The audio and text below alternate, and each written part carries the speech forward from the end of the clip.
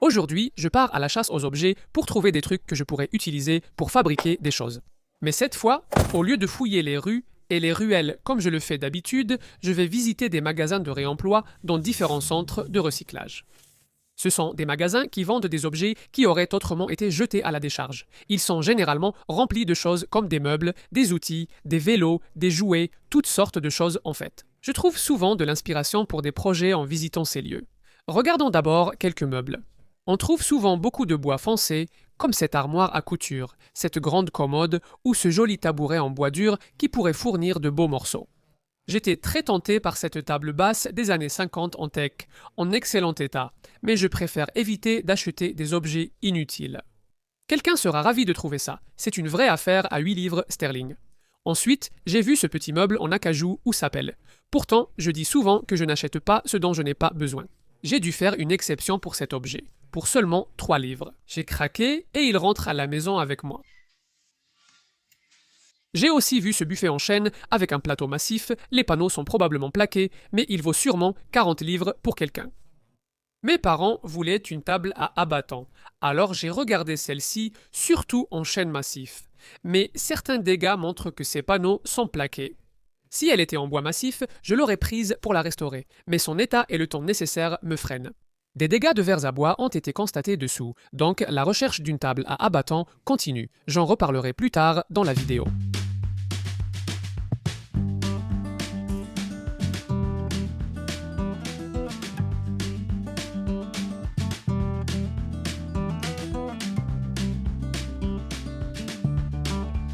Sur l'étagère des objets divers, j'ai trouvé cette petite boîte en aluminium et contreplaquée. Ça semble parfait pour un projet que j'avais en tête. Et 3 livres, c'est un bon prix.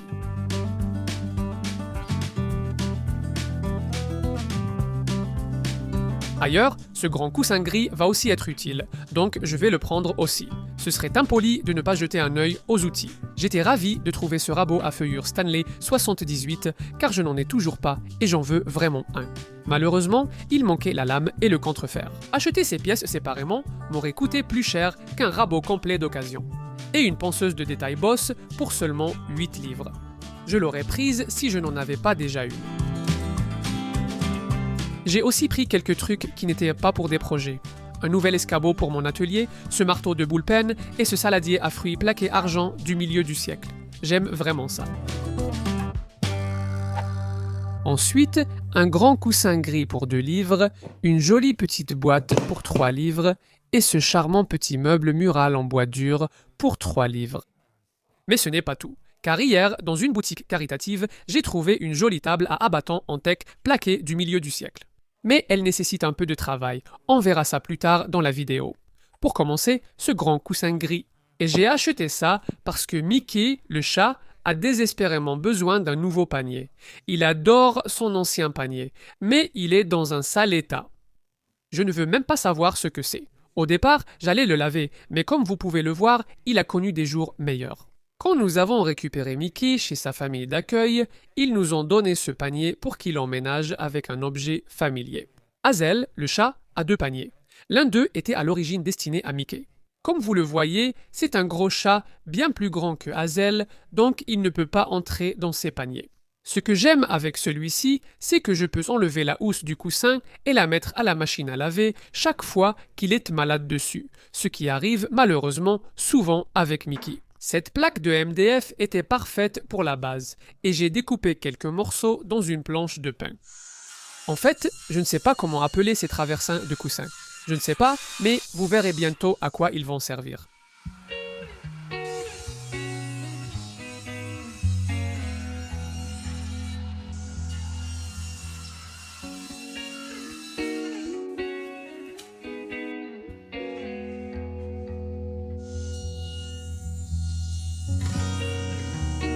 J'ai réalisé des coupes à onglet sur les coins et après nettoyage, ils seront fixés à la base.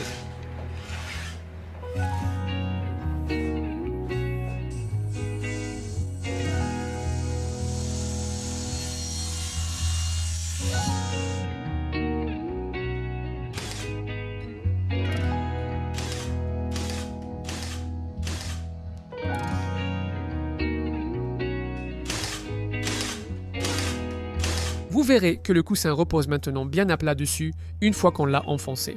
Sans ça, vous verrez que les bords s'affaissent.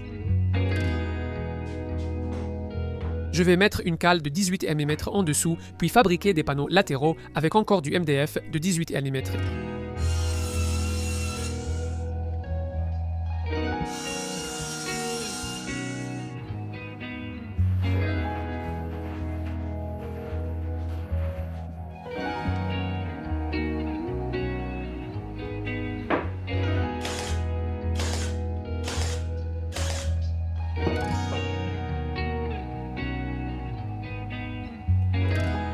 Je veux couper un biseau sur les panneaux latéraux pour leur donner de la forme.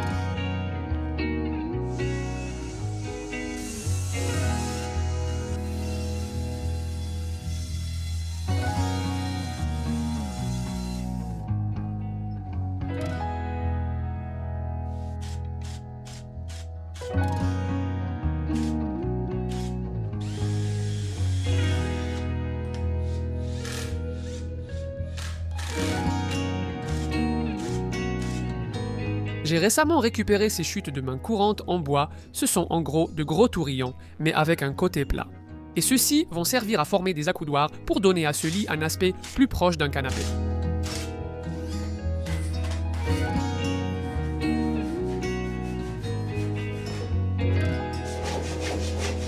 Je suis ensuite allé à l'abri de jardin voir quelle mousse je trouvais.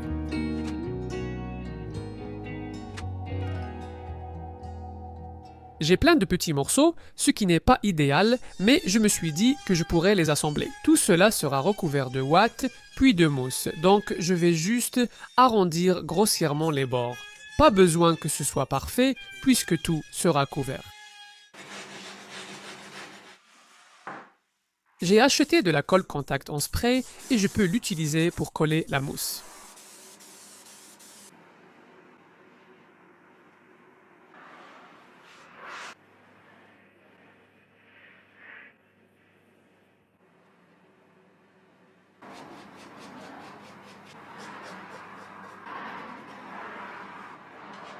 Je sais que ça paraît grossier, mais ça devrait bientôt mieux rendre. Ce morceau de mousse plus épais que je voulais utiliser pour l'arrière n'était pas très flexible, donc je vais simplement le maintenir en place avec des serre-joints et quelques planches. Maintenant, je peux ajouter le rembourrage.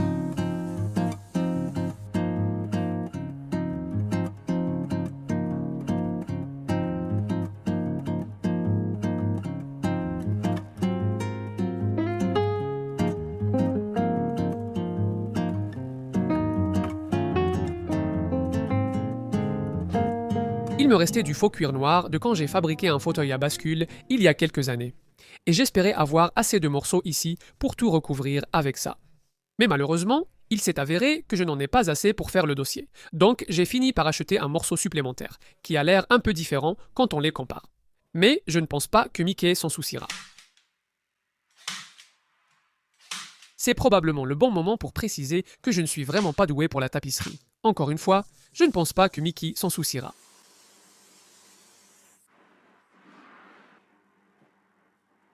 Ce simili-cuir est lavable, donc encore une fois, ce sera parfait pour quand Mickey sera malade. Lit retourné, j'ai ajouté des agrafes sous les accoudoirs au cas où la colle lâcherait.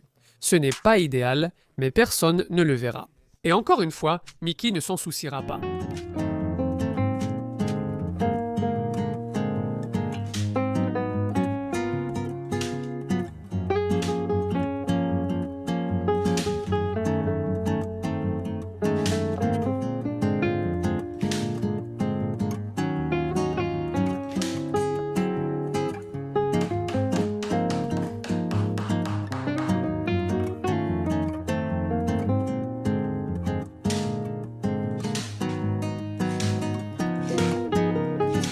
Voici un gabarit en carton que j'ai fabriqué pour créer des plaques de façade qui couvriront les agrafes à l'avant des accoudoirs.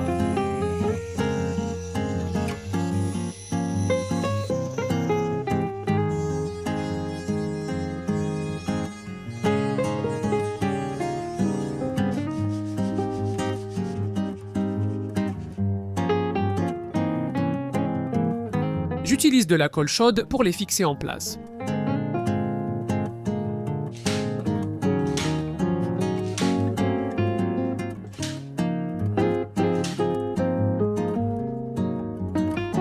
J'ai aussi mis de la colle chaude partout où je voulais que ça tienne sans que les agrafes se voient.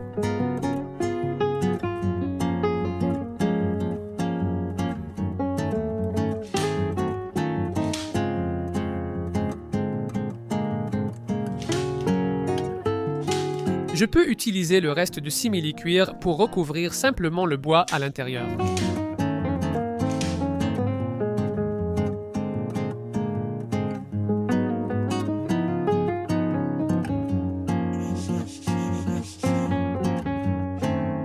J'ai fabriqué une base de pied très simple pour ça, je l'ai faite hors caméra parce que ce n'est vraiment pas très intéressant. Ce sont de petits pieds fuselés qui sont simplement fixés à l'intérieur de ce rebord en MDF de 18 mm. J'ai teinté ça en noir profond avec de l'encre de Chine, puis j'ai ajouté quelques tasseaux juste pour pouvoir le fixer au fond. J'ai aussi conçu ça pour que ce soit beaucoup moins profond que le lit lui-même. Et il y a une bonne raison à cela, que j'expliquerai plus tard.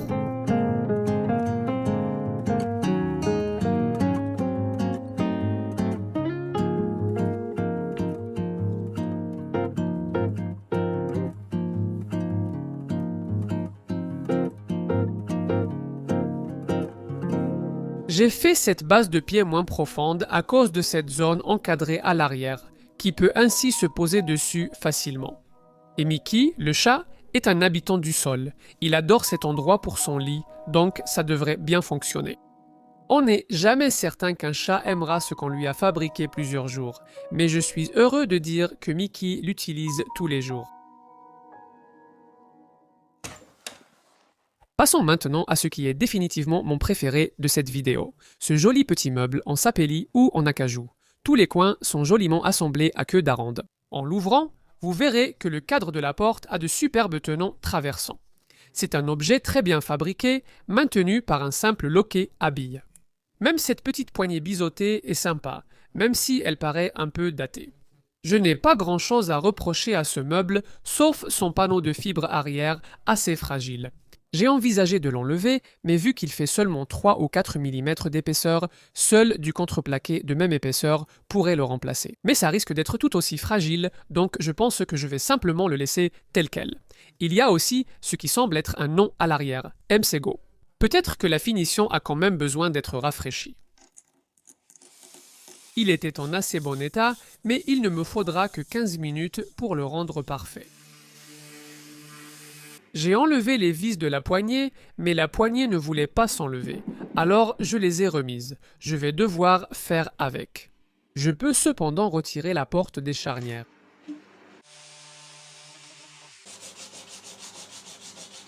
Et je vais appliquer 2 couches d'huile cire dure.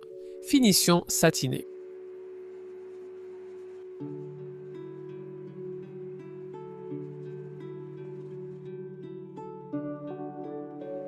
Voici le résultat final, on voit vraiment la profondeur du veinage du bois.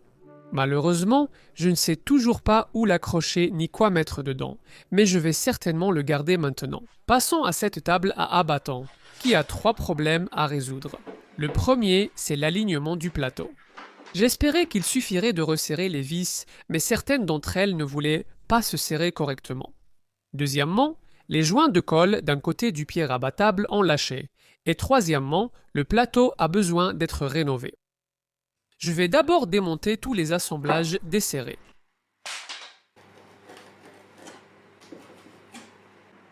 Et j'ai étiqueté chaque pièce et gratté toute la vieille colle pour que la nouvelle colle puisse adhérer correctement.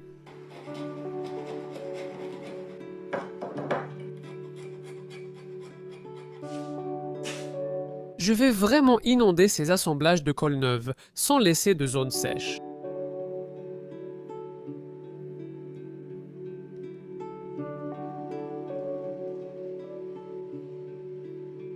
Et il suffit simplement de le caler jusqu'à ce que les coins soient bien d'équerre. Avec la table retournée, je vais retirer les plateaux. Il est évident que cette table a été bien entretenue, compte tenu de son âge, mais la finition est un peu terne et il y a des zones avec des rayures et des éraflures. Mais comme elle était en bon état à l'origine, j'ai pensé que je pouvais simplement faire un léger ponçage à l'eau avec du papier de verre grain 320 pour préparer la surface. Après séchage, j'ai fabriqué une mèche pour appliquer plusieurs couches de vernis au tampon, sachant que cela masquerait rayures et éraflures et redonnerait bel aspect à la table. Comme souvent dans les projets de restauration, les choses ne se sont pas déroulées comme prévu. Ici, une des rallonges n'a pas pris la finition correctement. À certains endroits, c'est irrégulier et certaines zones ont fait des cloques, ce qui signifie qu'il y a probablement une contamination de surface ici. Alors j'ai fait ce que j'aurais probablement dû faire dès le début.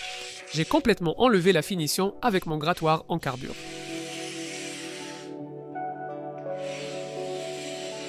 Et un léger ponçage à la main pour éviter d'endommager le plaquage.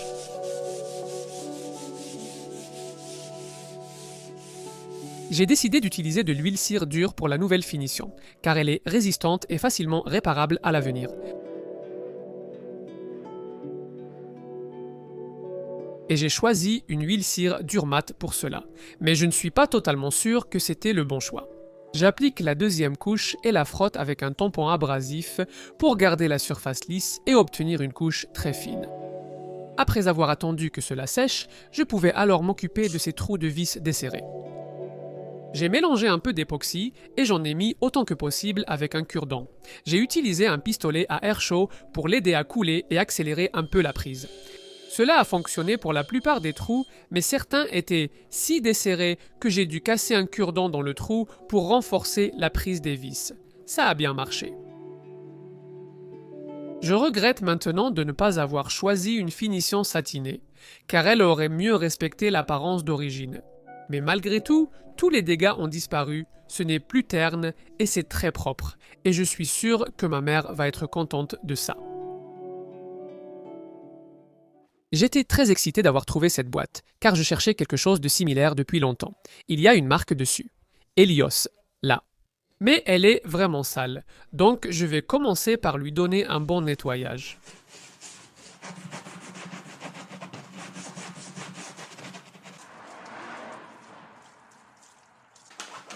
Ça s'est nettoyé à merveille. Quand je filme un travail en dehors de l'atelier, en général, je monte ma caméra sur le trépied, puis je la jette à l'arrière, ce qui n'est pas l'idéal. Et comme je casse beaucoup d'appareils photo et que je veux faire un effort pour en casser moins, je veux utiliser cette mallette pour protéger une partie de mon matériel photo et mes objectifs. C'est évidemment mon appareil photo de secours. Je filme actuellement avec mon autre appareil photo. Et en ce moment, si je ferme le couvercle sur l'appareil, ça comprime un peu plus que ce que je voudrais. Donc je pense que ce que je vais faire, c'est enlever cette mousse du couvercle. Voici l'ancienne mousse et ce que j'ai trouvé dans l'abri. L'épaisseur devrait être parfaite. Malheureusement, mes carrés sont trop petits pour couvrir l'intérieur du couvercle. Je devrais donc faire une jonction. Ce n'est pas idéal, mais l'esthétique importe peu. Il faut juste que ça protège mon matériel. Il y avait quelques pointes de vis qui dépassaient à l'intérieur du couvercle, donc je vais simplement les meuler pour les aplatir.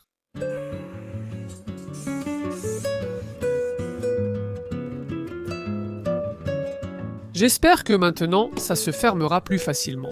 Et c'est le cas. Et cet appareil photo ne va plus bouger du tout.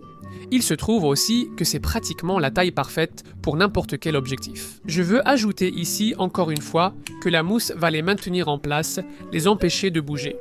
Les seules autres choses que je vais probablement vouloir garder ici sont des éléments comme mes lampes vidéo, les batteries de l'appareil photo et mes microphones. Et je n'ai vraiment pas envie qu'ils traînent partout. Je pense juste devoir fabriquer une petite boîte pour les ranger ici. Ce sont des chutes de mon récent projet de mur multimédia. Je vais simplement rectifier les bords et coller quelques panneaux.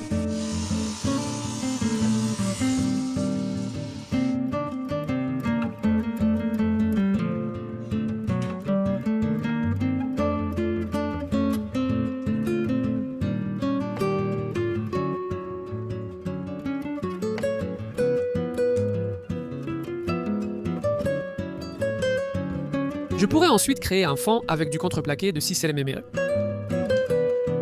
Je vais faire cela en 2 couches. Pour créer une feuillure, la couche intérieure devra être découpée soigneusement et ajustée pour s'insérer à l'intérieur de la boîte. Bien ajustée.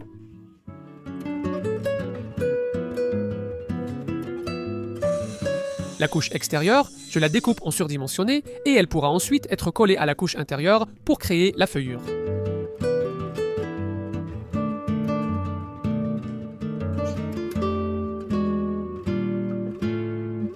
Une fois sec, je peux affleurer les bords.